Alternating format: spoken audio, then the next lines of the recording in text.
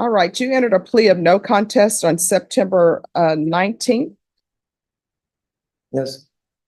According to your plea bargain agreement, the state is silent on your application. And punishment is to be assessed at a cap of 8 years. And there is a $1,500 fine. Have both parties had a chance to review the PSI report? I have not, Judge, but because we're silent. Any objections to the PSI No report? objections. All right, so this was rescheduled because we were set on November 2nd, but then the court learned that the defendant was a veteran. And I wanted to see if Veterans Court had some input to give to the court as far as what to do with Mr. Soto. He's not eligible because he wasn't here long enough, but they do have some recommendations for you. Okay, Good morning, Your Honor. good morning. So Mr. Soto does have an armed discharge from the Marine Corps. Unfortunately, during his time between basic and AIT, going to supply and logistics, he was pulled out of the Oh, military. I'm sorry, if you could speak up, and Okay. everyone in the box, you're gonna need to whisper.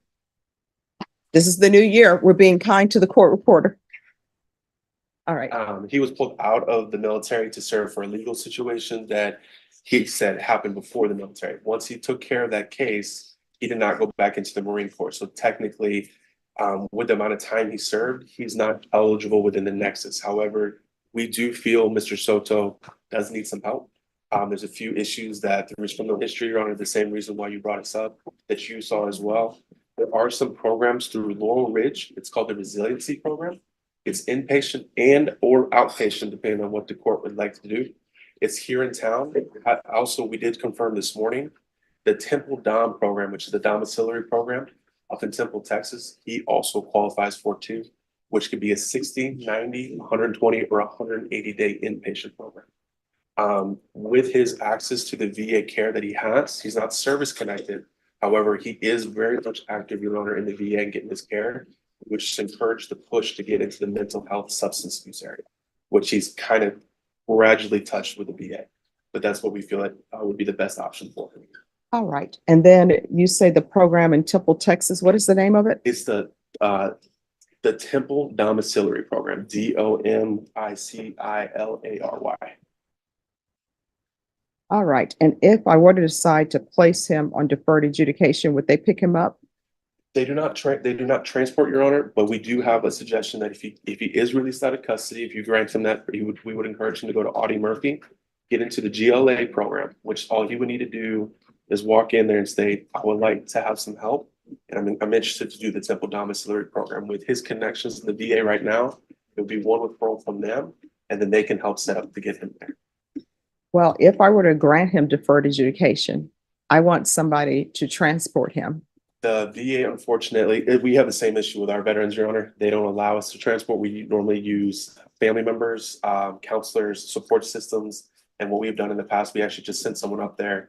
We GPSed them to make sure they made it all the way up there. And we use a peer support specialist to help them get there. Unfortunately, they don't send anyone down, and the jail will not transfer. All right, and the resilience program? That is here in town at Laurel Ridge, and they are a little bit more accommodating to send somebody to him to pick him up and bring him to the program. It's over off of. Vashon, he's telling me that the resilience program, and I'm sure you'll get, if I grant his application, you'll give her the information. Help every step, Your Honor. And with regards to that program, because I'm not all the way familiar with it. Mhm. I'm not an expert in that program. So if you can tell me a little bit more about it. Sure. So Laurel Ridge is an inpatient outpatient facility off of 604. Yeah. They have the resiliency program. All right.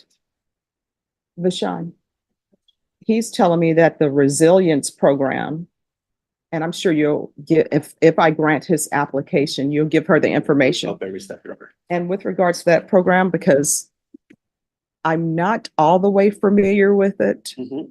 I'm not an expert in that program. So if you can tell me a little bit more about it. Sure. So Laurel Ridge is an inpatient outpatient facility. Off the program is specifically guaranteed towards the veterans and active duty members. Okay. With Mr. Soto's situation, he would go in, he would be screened with a phone call from us, which will help either program that you'd like to send him to. Mhm. We'll let them know currently what's going on with him. It will address the mental health as well as substance abuse and any other issues that may pop up during that time frame. It is a lockdown facility, quote unquote. It's not like SATA for DDRF. If the veteran says, hey, I'm done, they will let probation officers know, or they'll let someone else know on his record saying like, hey, he's trying to leave. And then they'll let the court kind of handle what happens there. But they do try to keep them as long as they can.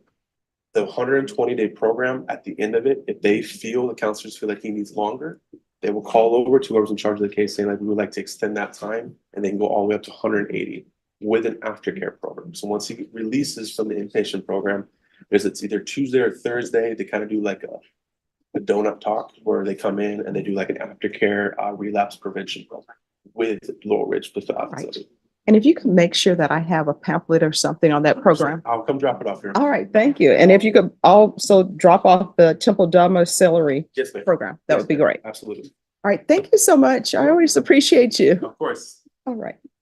So this is where we are. Make sure he understands that program we're talking about. If the judge gives it to you. Okay. It can be 120 to 180 days. There's aftercare. Do you understand that? Yes, ma'am. It may end up being more. Now, I will tell you, yes, I will tell you what you're charged with is an aggravated robbery. But I read the police report and I realized that there's more going on here than just a normal aggravated robbery where someone is trying to take something from someone. And I understand your mental health issues and I understand your military service. And I know it appears that there was some issue about payment for services rendered. So you couple that with mental health issues. And I understand from viewing things, there were not any life-threatening issues or major issues. So I'm going to give you a choice. I think I know what will be best for you based upon your criminal history, because there is a lot of drug issues in your criminal history. And I know there's a lot of mental health issues in your criminal history. So you can have a choice. I can sentence you to 5 years in prison.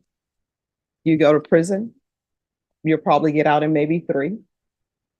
Or I could try to give you the help that you need so that you won't come back to the criminal justice system unless you're just coming in to say hi. But you're going to be in inpatient treatment. Yes, ma'am. So you're going to be going from the jail to another treatment facility. Okay. And if you leave that facility without the court's permission, you're looking at the full range of punishment for this offense, and the full range of punishment for this offense is up to life in prison. I understand. So if there's nothing from either side, There's nothing. Do you want the judge to give you deferred with the condition that you have to go to treatment? Yes. And you understand the consequences if you don't complete the treatment, if you leave without permission, you understand what could happen. I understand. okay. All right, so this is what the court is going to do. Let me see if I can find. All right, I'm going to sentence you to 8 years deferred adjudication.